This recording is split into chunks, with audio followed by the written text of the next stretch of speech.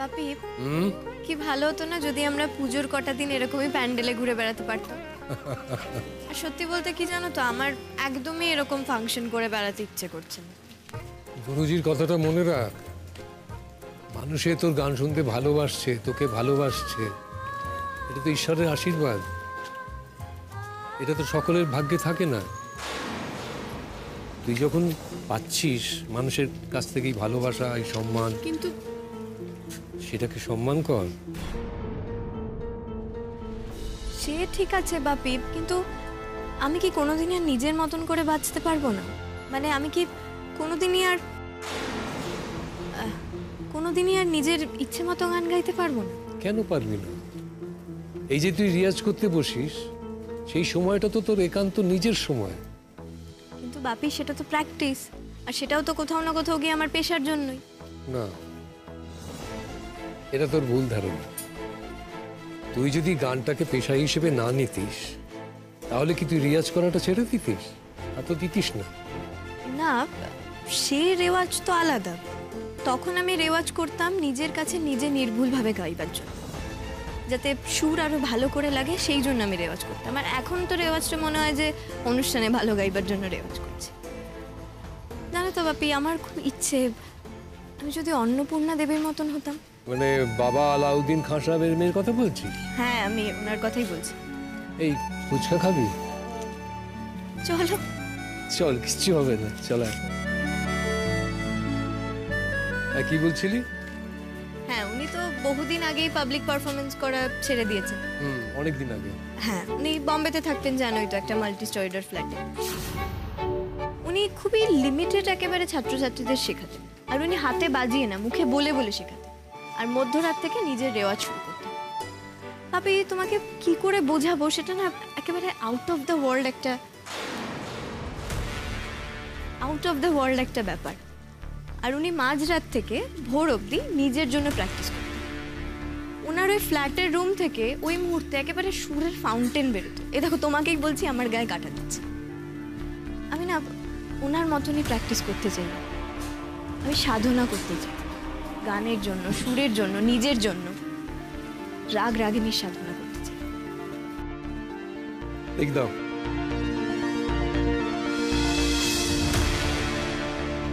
আরেকটা দিক এনে। কি রে, কি হলো? কাকে দেখছি? কাউকে না, চল ফুচকা খাই। হ্যাঁ দাও। দেখছিলিস তো, বল না। কাউকে দেখছিলাম না বাপি, মনে হলো পেছন থেকে কেউ একজন। পিছনে তো অনেক লোক, কার কথা বলছিস বল?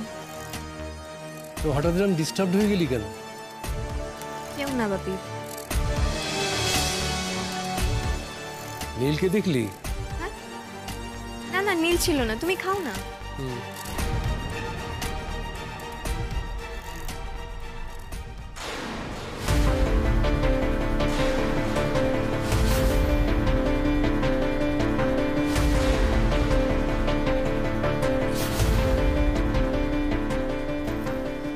কি হলো? আবার কাকে দেখছিস? কাকে দেখছিস বলতো? রূপ যে আমাদের ফলো করছে, সেটা বাপিকে বললে বাপি ভয় পাবে।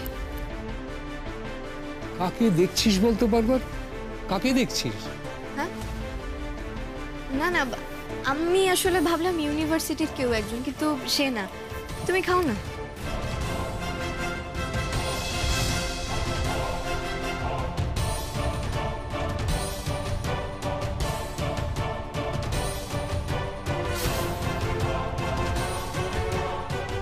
তুমি আমাকে দেখেছো মেয়ে, তুমি বুঝেছো আমি ফলো করছি তোমাকে। Good, very good.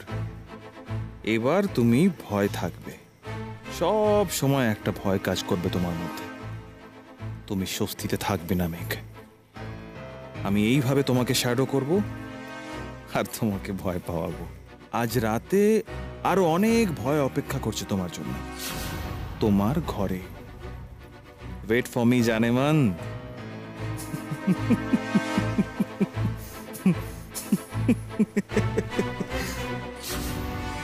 প্রথমে তোমাকে শাস্তি দেব আর তারপর আমার ডার্লিং ডার্লিং ওয়াইফ গিনি সোনাকে কেউ তোমরা ছাড়া পাবে না আমার হাত থেকে, অ্যান্ড দ্যাটস মাই প্রমিস।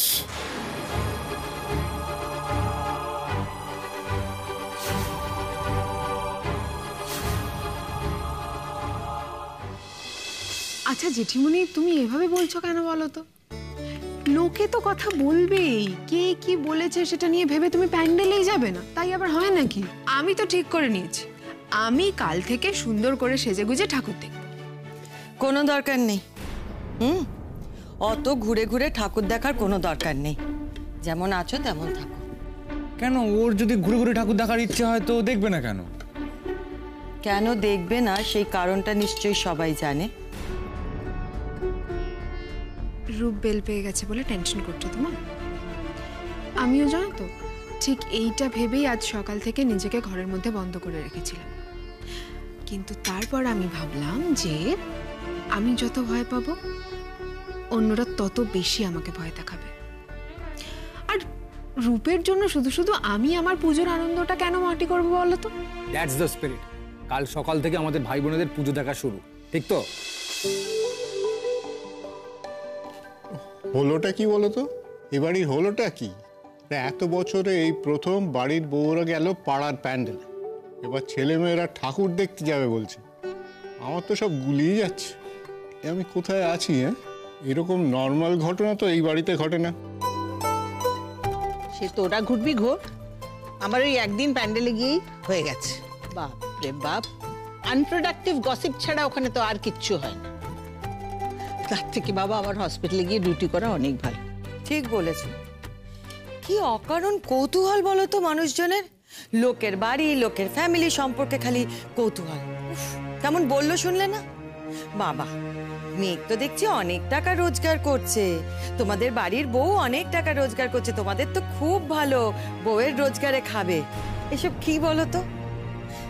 এখন নয় মেঘ আমাদের বাড়িতে থাকে না, কিন্তু ও যদি থাকতো আর ও এত রোজগার করতো, আমরা কি ওর টাকায় খেতাম? হ্যাঁ, আমাদের কি এতই খারাপ অবস্থা যে আমরা মেঘের রোজগারের উপর ডিপেন্ড করে থাকবো? আশ্চর্য। দূর, ভেবেছিলাম পুজোটা এবার একটু অন্যরকম করে কাটাবো, সেই পুরনো দিনের মতো বিয়ের আগে যেরকম কাটাতাম, কিন্তু সেটা তো আর উপায় রাখলে না এরা, যা দেখছি।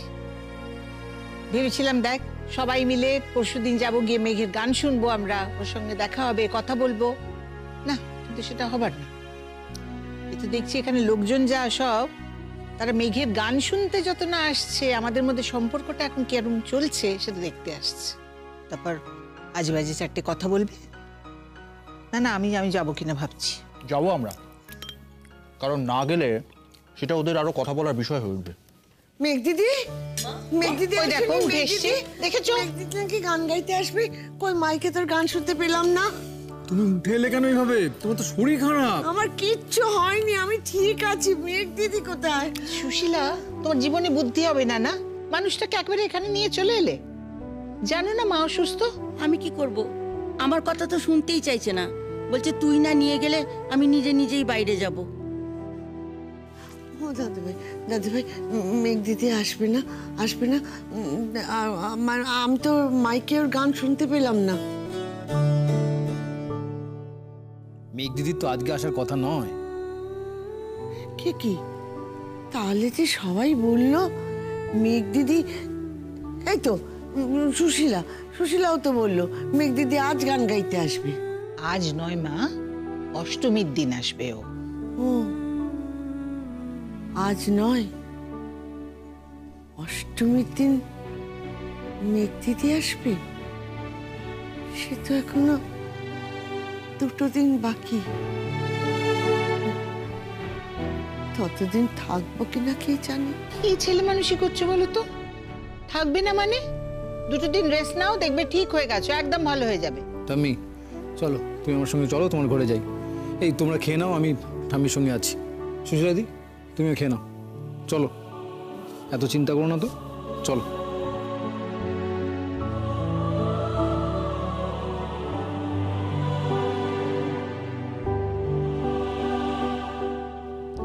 মায়ের সোডিয়াম লেভেলটা আবার গন্ডগোল করছে মনে হচ্ছে, কালকে একবার টেস্ট করতে হবে। ঠিকই বলেছ। খুব অসংলগ্ন কথাবার্তা বলছে। তোমাদের কেন অসংলগ্ন লাগছে জানি না, ঠাম্মি কিন্তু মেঘকে নিয়ে ভেতরে ভেতরে খুবই উতলা হয়ে আছে। তাও কিছুতেই মেঘকে ফেরার কথা বলছে না, কারণ ঠাম্মির কথায় গিনির বিয়েতে এসে মেঘ খুবই অপমানিত হয়েছিল। কিন্তু পুরনো কথা ভেবে বসে থাকলে তো হবে না।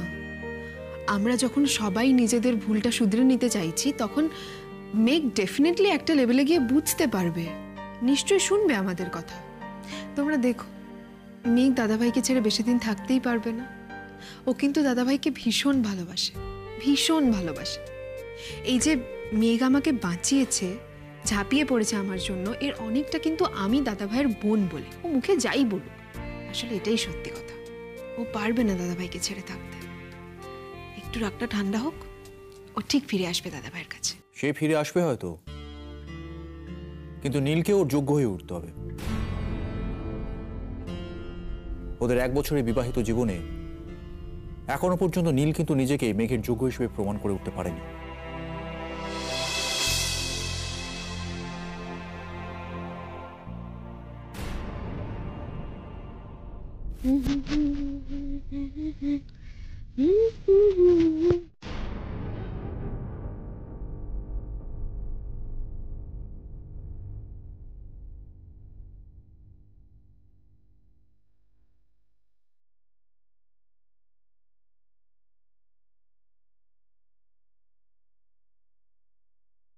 Do you love me? ভালো তো তোমাকেই বেসেছিলাম নীল, এত ভালো আমি কাউকে কোনোদিনও বাসিনি। নিজেকে একেবারে নিংড়ে দিয়ে ভালোবেসেছিলাম, আমার সব ভালোবাসা উজাড় করে দিয়েছিলাম, হাজার অপমান অগ্রাহ্য করে ভালোবেসেছিলাম, আঁকড়ে ছিলাম তোমাকে। আমার সব স্বপ্ন শুধুমাত্র তোমাকেই ঘিরেছিল, কিন্তু তুমি এটা কি করলে নীল?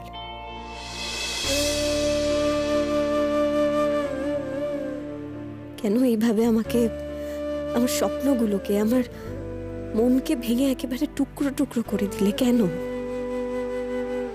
এখন আমি এই ভাঙা মন নিয়ে কিভাবে জীবন কাটাচ্ছি সেটা আমিই জানি।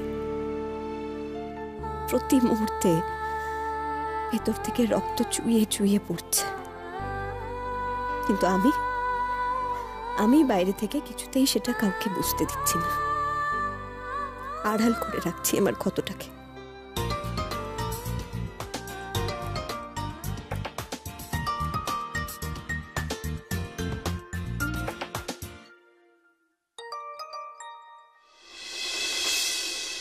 হ্যালো মেঘ, বিমলদা বলছি। তাহলে পরশুদিন আমাদের গাড়ি তোমাকে পিক আপ করে নেবে। তুমি শুধু বলো কোথা থেকে পিক আপ করবে। না, পিক আপ করার দরকার নেই, আমি নিজেই পৌঁছে যাব। আচ্ছা ঠিক আছে, ঠিক আছে। আর তোমার রেমুনারেশনটা কালকে তোমার বাড়িতে পাঠিয়ে দেবো। হ্যাঁ ঠিক আছে।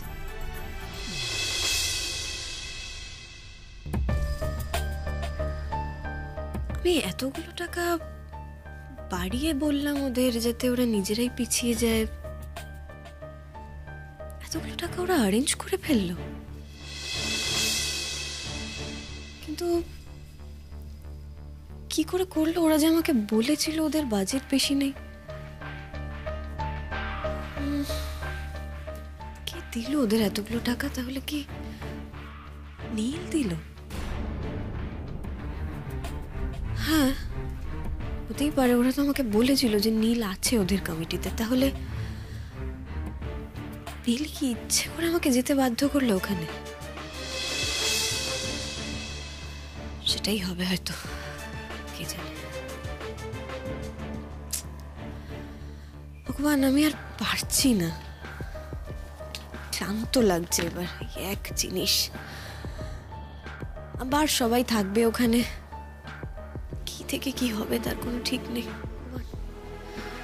প্লিজ যেন আবার কোনো সিন ক্রিয়েট না হয়।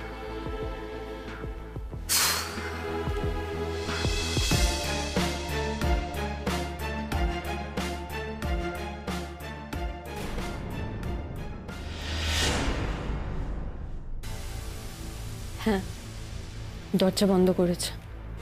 ঘরের আলো নিভলেই তোমাকে জানাবো। তুমি ওয়েট করো। ওকে, আমি ওয়েট করছি। আমি কাছেই আছি, তুমি চিন্তা করো না, কেমন?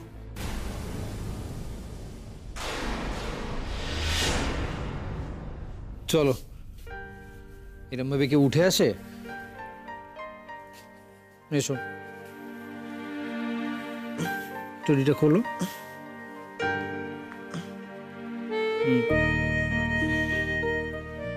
চলো, এবার শুয়ে পড়ো তুমি। দাঁড়াও, আস্তে আস্তে। এবার শুয়ে পড়ো, একটু ঘুমোবার চেষ্টা করো, দেখবে ঠিক ঘুম চলে আসবে। আমার ঘুম আসে না দাদু ভাই, ঘুম আসে না। সংসারটা কেমন যেন হয়ে গেল রে, আর ঘুম আসবে না আমার। তুই আমার কাছে বস। আচ্ছা বেশ, আমি বসছি তোমার কাছে। কিন্তু ঠাম্মি, তুমি যে এইভাবে জেগে জেগে কষ্ট পাচ্ছ, তাতে কি সংসারটা ঠিক হয়ে যাবে? হবে না তো। দেখো, তুমি এত চিন্তা করো না, যেটা হওয়ার ঠাম্মি সেটাই হবে, তুমি এত ভেবো না। আমার মেয়ে দিদি আসলে আমাকে নিয়ে যাবে সেখানে? ঠাম্মি, তোমার তো শরীরটা ভালো নেই, তুমি না হয় মাইকেই ওর গানটা শোনো। কতদিন দেখিনি মেয়েটাকে। অষ্টমীর দিন গান গাইতে আসবে মেয়েটা, একটিবার নিজের চোখে দেখবো না? কতদিন দেখিনি বলতো? একবার দেখবো না? ঘরের কাছে আসবে সে, একবার দেখবো না? আচ্ছা বেশ, আমি না হয় তাকে বলবো যে তুমি দেখা করতে চেয়েছো তার সঙ্গে। না না না, বলবি না, বলবি না, বলবি না তাকে। আমার নাম করে তাকে কিচ্ছু বলবি না। ওরে, আমি যে তার মান রাখতে পারিনি, সে আমার কথা রাখার জন্য এই বাড়িতে এসেছিল, শুধুমাত্র আমার কথা রাখার জন্য। কিন্তু তুই তাকে অসম্মান, অপমান করেছিলিস। আমি আমার সেই অন্যায়ের মাপ আমি চেয়েছি। হয় না, না না, হয় না, হয় না দাদু ভাই, হয় না। সব অপরাধের মাপ হয় না। আর তুই বলবি না, কখনো বলবি না। তাকে গিয়ে বলবি না আমার নাম করে যে ঠাম্মি তোমাকে ডাকছে, চলো। বলবি না। বড় ভালো মেয়ে আমার মেয়ে দিদি, বড় ভালো মেয়ে। নিজের মান সম্মান সবকিছু বিসর্জন দিয়েও সে বলেছিল যে ওই রূপ সে একটা পিশাচ। কেউ শুনিসনি তোরা তখন তার কথা? তোরা ভুল বুঝেছিলি সকলে মিলে। সবাই তখন ওই ময়ূরীর কথায় নাচছিলিস, ওকে দুচ্ছাই করেছিলিস, ওর চরিত্র নিয়ে প্রশ্ন তুলেছিলিস। আজ ভালো হয়ে গেলে হবে, মাপ চাইলে হবে। কেন কেন মাপ করবে সে তোদের? তোরা যা করেছিস মেয়েটার সাথে, সেটা ক্ষমারও অযোগ্য। তোরা সবাই মিলে এমন ব্যবহার করেছিস যে আমার ঘরের লক্ষ্মী ঘর ছাড়তে বাধ্য হয়েছে। আর এতদিন পর তোদের চোখ খুলেছে, কিন্তু চোখ যে কতখানি খুলেছে তা ঈশ্বরই জানে।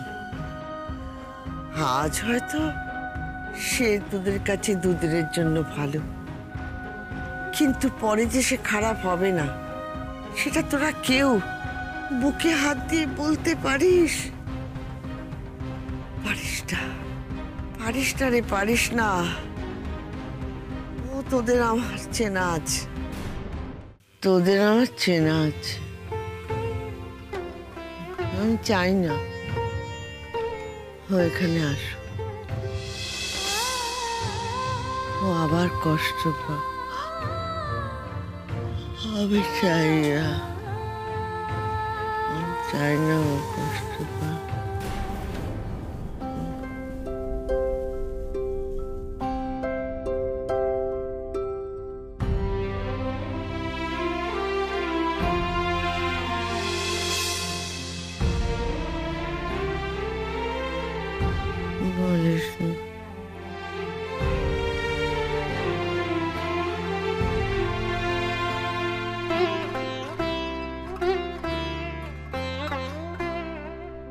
মেঘ, আমাকে যত খুশি শাস্তি দাও, এই মানুষটাকে শাস্তি দিও না প্লিজ। আমি যে তোমাকে খুব ভালোবাসি মেঘ।